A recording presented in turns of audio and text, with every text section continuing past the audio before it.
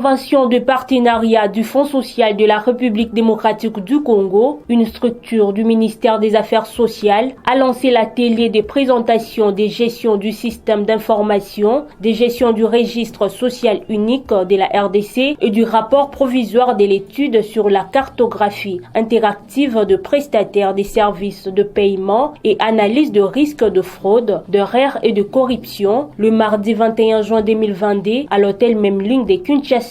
Dans le cadre de ces projets qui s'inscrivent pour la stabilisation de l'Est de la RDC pour la paix second financement additionnel, le ministre des Affaires sociales, Action humanitaire et solidarité nationale a déclaré ouvert les travaux de l'atelier tout en saluant les mérites de ces projets. Monsieur le représentant résident de l'UNICEF en République démocratique du Congo, Monsieur le coordonnateur général du Fonds social de la République, Mesdames et Messieurs les membres du groupe interbailleur protection sociale, Messieurs les partenaires techniques et humanitaires, distingués invités à vos titres et qualités respectifs, Mesdames et Messieurs. C'est avec une grande joie que je prends ce jour la parole à l'occasion de l'ouverture du présent atelier portant sur la présentation du système d'information de gestion des risques sociaux unique de la République démocratique du Congo.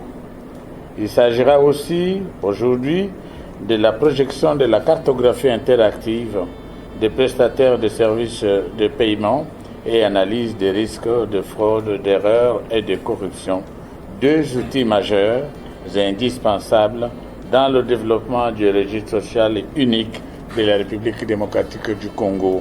Mesdames et Messieurs, distingués invités, tout en m'associant aux mots de remerciements prononcés respectivement par le représentant de la Banque mondiale et de l'UNICEF, je voudrais aussi à mon tour remercier particulièrement la Banque mondiale à travers la coordination du projet pour la stabilisation de l'Est de l'RDC pour l'AP STEP 2 qui a rendu possible la tenue de ces assises.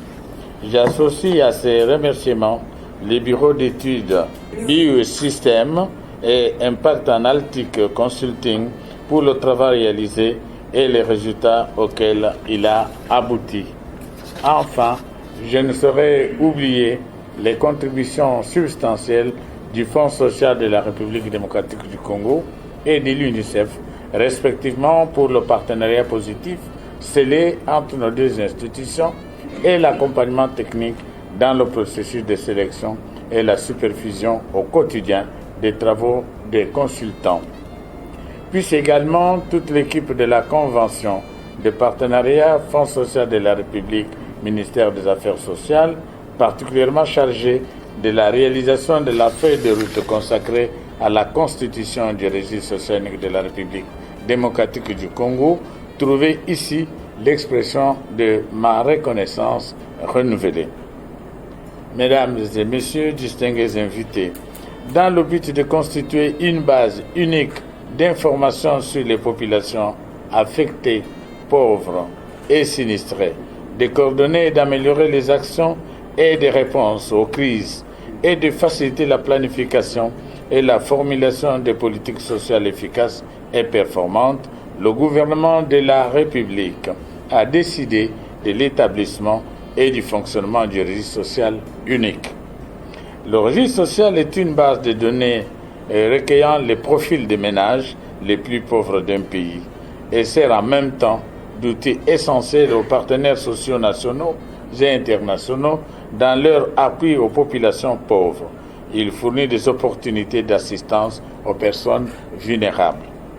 À terme, différents chercheurs du secteur social et des investisseurs tireront profit du registre social unique.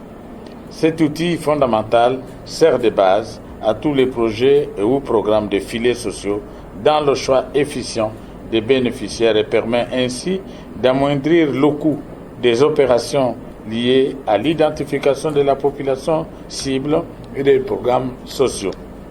Mesdames et Messieurs, s'agissant de la cartographie interactive des prestataires de services financiers, le registre social permet de visualiser la présence et les capacités des prestataires de services financiers dans le cadre des interventions de transfert monétaire.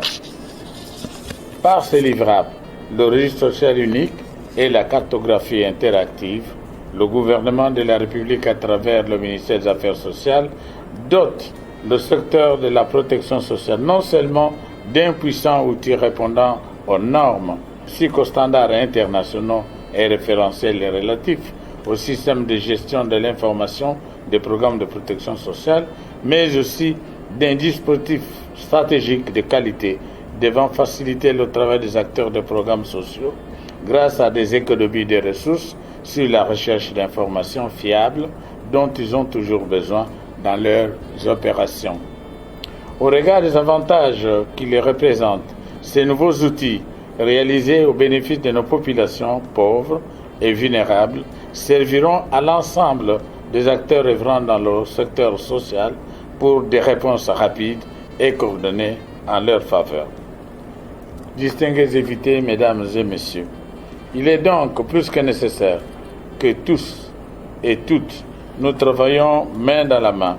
Je note que vos commentaires et vos préoccupations permettraient une opérationnalisation effective des avantages ci-dessus énumérés après la projection de l'outil interactif qui va être fait tout à l'heure. L'objectif ultime étant l'amélioration des conditions de vie des bénéficiaires des programmes sociaux et des projets sectoriels de filets sociaux grâce à un dispositif de qualité et aux standards internationaux auxquels recourent généralement les partenaires et des investisseurs. Je n'anticipe nullement sur la qualité des résultats qui nous seront présentés tout à l'heure par les consultants.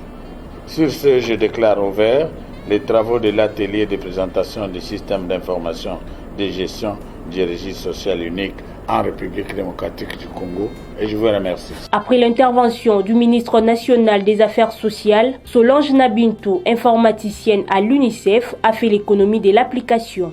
Nous avons déployé l'application. À ces jours, les SIG est en ligne avec les liens rsu.cd en guise de registre social unique.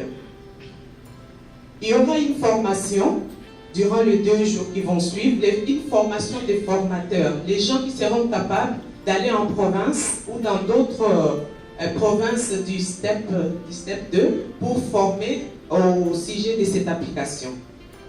Et à la fin, il y aura une maintenance, comme je l'ai dit, pendant 1 année, ils vont nous accompagner, ils vont aussi accompagner les ministères. Excellences, messieurs les ministres, laissez-moi vous présenter la structuration de cette application. Comment ça marche? Cette application, vous devez principalement vous connecter sur Internet. Une fois vous connectez, vous n'avez plus besoin de l'Internet, vous pouvez travailler hors ligne.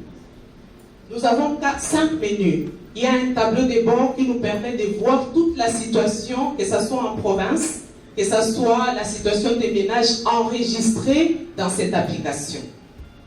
Nous avons les menus ménages. Ces menus ménages nous permettent d'afficher les ménages, mais au-delà de l'affichage des ménages, vous pouvez enregistrer un ménage en mode urgence ou en cas humanitaire. Donc c'est un questionnaire qui est réduit. Et il y a aussi un mode enregistrement complet. C'est un enregistrement total de tous les questionnaires standards d'éligibilité. Et enfin, vous pouvez télécharger toutes les données et les envoyer dans les serveurs. Quand je parle des serveurs, je vois l'application web. Toutes les données vont dans l'application web. Il y a un menu qu'on appelle ciblage. Comme l'a dit le directeur, Jules, ce module nous permet de procéder au ciblage communautaire. Donc, toutes les informations que nous plaçons à ce niveau viennent de la communauté. C'est sur base de la décision, qu'est-ce que la communauté a décidé qu'on appellera vulnérable, les critères de vulnérabilité. Sur base de ça, les informaticiens ont su programmer et mettre ça au niveau de l'application web.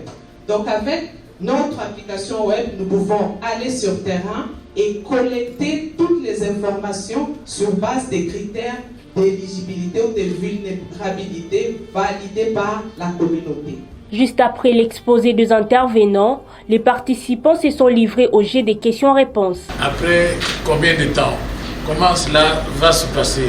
Ou bien nous aurons enregistré les vulnérables, les pauvres pendant un temps.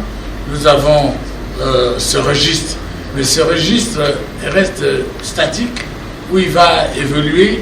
Est-ce qu'il y a des pauvres, des vulnérables qui pourront sortir de ce registre?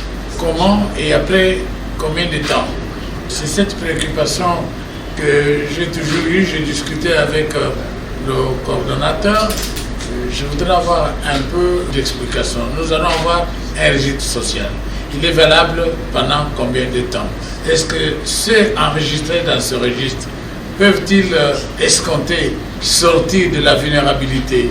Après combien de temps? Qu'est-ce que nous avons prévu comme stratégie pour qu'on arrive à un résultat? Parce que la finalité, c'est de sortir ces pauvres de leur vulnérabilité. Comment ça va se passer? Comment ça se fait? Ça, c'est un de deux. Nous avons commandé auprès de l'Institut national de la statistique un indice de vulnérabilité.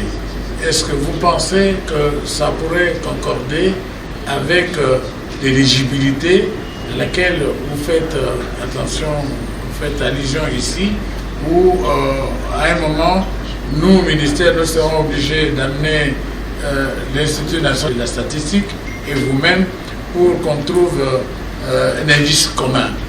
Ce sont des préoccupations pour le ministère. Lorsque vous aurez à présenter certainement ce système à vos compères ministres, au gouvernement, ils vont certainement vous poser cette question. La première des choses, c'est que le registre pour les statuts de la personne, il est dynamique. C'est pas que vous êtes, parce qu'aujourd'hui vous avez été jugé éligible à des programmes sociaux, vous êtes vulnérable aujourd'hui, que vous allez demeurer éternellement vulnérable. C'est dynamique. On a vu dans le monde, il y a des gens qui ont été vraiment très très élevés, ministres, ceci, mais il y a des chocs, la notion de choc qui intervient et qui peut bouleverser tout le parcours de quelqu'un. Ça, c'est la première question. Maintenant, comment nous résolvons ce problème? Et à ce que nous appelons la mise à jour du registre. La mise à jour du registre demande énormément de ressources parce qu'il faut des enquêtes pour retourner aux endroits où vous aviez été avant, pour revisiter les statuts, la vie de chacun, pour voir est-ce qu'ils étaient déclarés 10 dans le ménage, ils sont restés à 2, ils sont restés à 3, ils étaient déclarés chômeurs, mais aujourd'hui, voilà, leur statut a changé. Donc ça, mais il y a un coût énorme à la mise à jour du registre. Donc nos différents voyages que nous avons effectués dans les pays africains, on a vu par exemple au Sénégal que c'est des choses qui se renouvellent toutes les 2 années. Voyez. Mais tout dépend d'un pays à un autre. Nous sommes un pays à des catastrophes assez récurrentes. Donc il n'est pas évident que le cas du Sénégal soit le nôtre. Parce que si vous allez dans la partie Est où il y a énormément de chocs qui surviennent tout le temps, il est probable que la mise à jour prenne un peu moins de temps que dans une zone stable. Maintenant, deuxième chose, vous demandez, est-ce que les programmes de filets sociaux peuvent permettre le relèvement? Oui, tout à fait. Les filets sociaux, d'abord, c'est des programmes d'assistance sociale. Donc, plusieurs expériences de plusieurs pays ont montré que les filets sociaux figurent parmi les programmes, de vastes programmes de réduction de la pauvreté en Afrique et dans d'autres continents. Et donc, nous, en RDC, nous sommes dans une phase d'apprentissage. Au fait, ces filets existent, mais ils sont fragmentés. Les humanitaires sont ici depuis des années. Il y a aussi, parce que le Fonds social est dans le filet depuis plusieurs années. Mais c'est des programmes qui sont très fragmentés et comme vous le savez, pour la plupart, ils sont sur financement externe.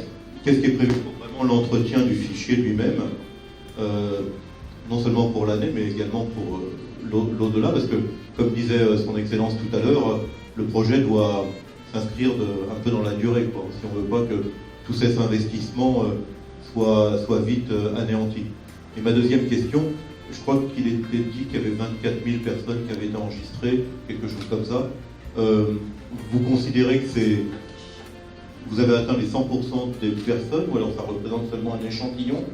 Quel est le volume total que vous estimez devoir enregistrer au titre des familles vulnérables? Pour une famille dont le chef est décédé, va être bénéficiaire. Il pose une question fondamentale. Aujourd'hui, c'est bon. Aujourd'hui, nous sommes avec c'est le projet. Donc la question Excellence vous revient à nouveau.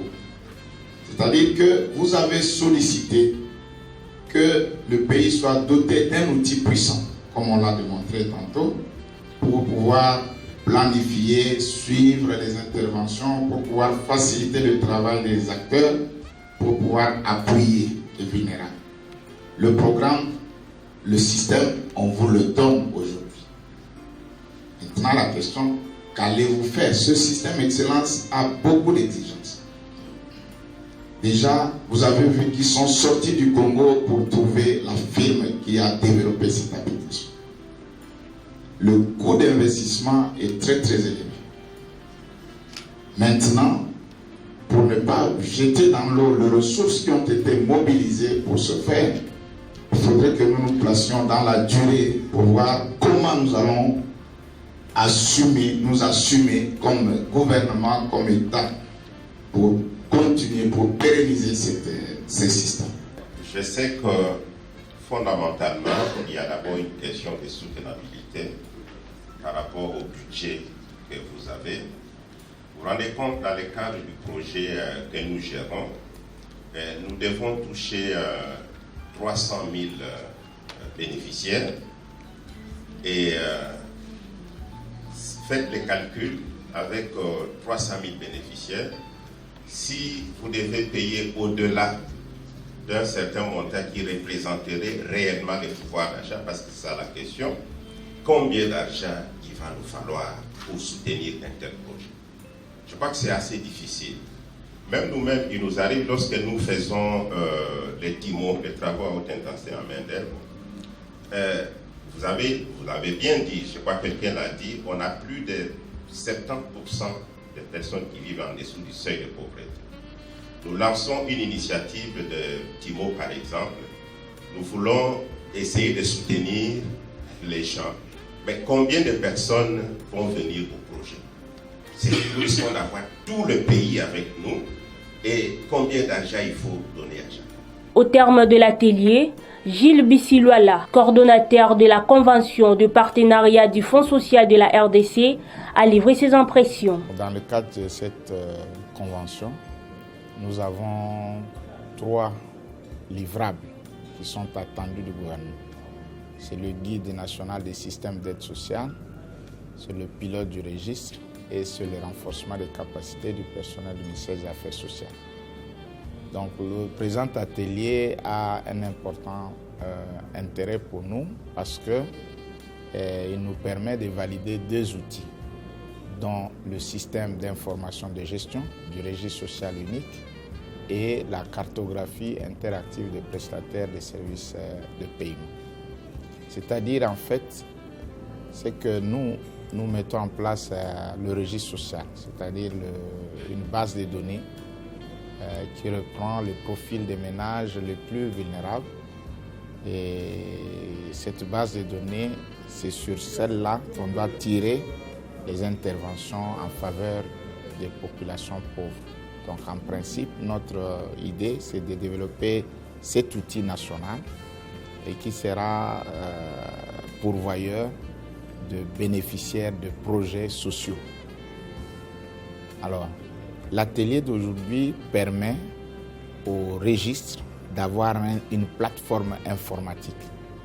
Parce que gérer les données des personnes, des données à caractère personnel, nécessite beaucoup de discrétion, beaucoup d'exigences. Donc il y a cet aspect informatique où il y a une partie web et il y a une partie mobile qui ont été développées dans le cadre de ces SIG. Et ça qui va nous permettre d'avoir une gestion efficace et efficiente des programmes sociaux. Dans ce système, par exemple dans la partie mobile, il y a une application qui nous permet de collecter les données. L'application nous permet, dans cette application, nous avons intégré ce que nous appelons le questionnaire standard d'éligibilité, c'est-à-dire un questionnaire qui vous permet, après analyse, de dégager qui est pauvre et qui ne l'est pas. Donc nous l'avons intégré dans le smartphone, dans le portable, dans cette application. Et c'est ça que les enquêteurs utilisent pour pouvoir collecter les informations. Mais il y a une autre partie web. La partie web nous permet de développer un certain nombre de modules qui accompagnent justement le système. Comme on vous l'a dit tantôt, il y a la gestion des plaintes, il y a le rapportage, il y a des systèmes. Donc comment on enregistre, comment on fait le ciblage, ainsi de suite. Donc l'intérêt de cet atelier, le premier, c'est d'abord de présenter au public le système que nous avons développé pour la gestion des programmes sociaux. Le deuxième intérêt, c'est qu'on devait, les consultants viennent à peine d'arriver à l'aéroport, on devrait développer pour le compte du ministère, mais à mettre à la disposition des acteurs ce que nous appelons une cartographie. C'est-à-dire qu'en temps réel, l'outil renseigne sur la présence, sur la disponibilité et sur les capacités de toutes les institutions de financement, de paiement, dont les banques et les téléphonies cellulaires.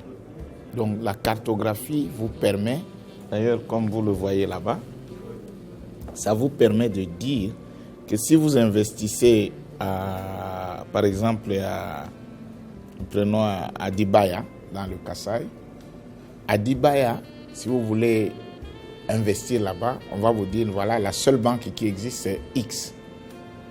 Le seul réseau qui est opérationnel, c'est Y. Et donc, quand vous allez, vous avez déjà des informations sur la présence, sur la disponibilité des services. Donc, au lieu de pouvoir chercher les informations pour dire, bon, puisque nous, le paiement pour les pauvres, nous ne voulons plus qu'on le paye manuellement. Nous voulons qu'on le paye par système électronique. Et donc, vous saurez déjà que non, là, il n'y a pas de banque. Là, il n'y a aucun réseau téléphonique. Et là, il y en a, là-bas, il n'y en a pas d'autres. Ça vous permet d'ajuster votre comportement, votre stratégie d'intervention. Signalant que ces projets ont pour objectif de développement d'améliorer l'accès aux moyens des substances et aux infrastructures socio-économiques dans les communautés vulnérables sélectionnées.